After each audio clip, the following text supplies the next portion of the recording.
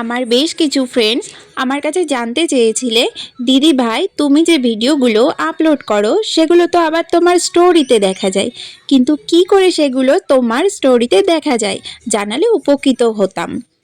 আমি তাদের বলেছিলাম যে ঠিক আছে, একটা ভিডিওর মাধ্যমে আমি জানিয়ে দেব পোস্ট করা ভিডিও কিভাবে স্টোরিতে দেখা যায়। এক্সট্রিমলি সরি ফ্রেন্ডস, ভিডিওটা পোস্ট করতে দেরি হয়ে গেল। দেখো আমি তো ছোট্ট বেবির মা, 24 ঘন্টার মধ্যে 42 ঘন্টা, বুঝলে তো, 42 ঘন্টাই তাকে দিতে হয়। সেই সময়ের ফাঁকে একটু আধটু ভিডিও করি নিজের শখে। আজ তো আবার আমার একটা বন্ধু আমায় বলেই দিল যে আমি কেন কিছুই বলছি না।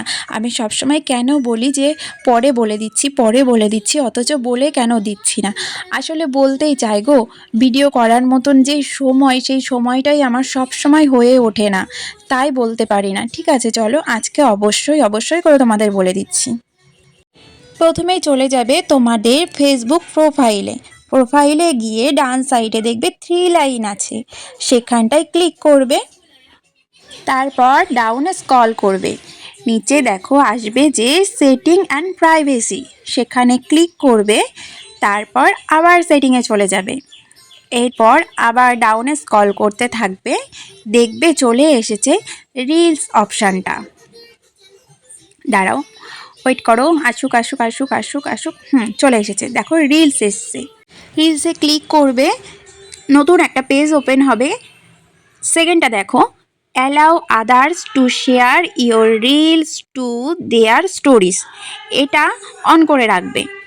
দেখো আমার অন করা আছে, এমন অন করে রাখবে, তাহলে তোমরা যেই রিলসগুলো পোস্ট করবে সেগুলো তোমাদের স্টোরিজে দেখা যাবে। নাও নাও বন্ধুরা, এবার চট জলদি সেটিংসটা অন করে নাও।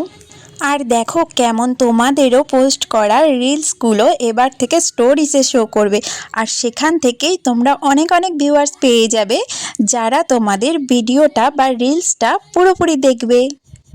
কি বন্ধুরা, যারা জানতে চেয়েছিলে এবার তোমরা খুশি তো?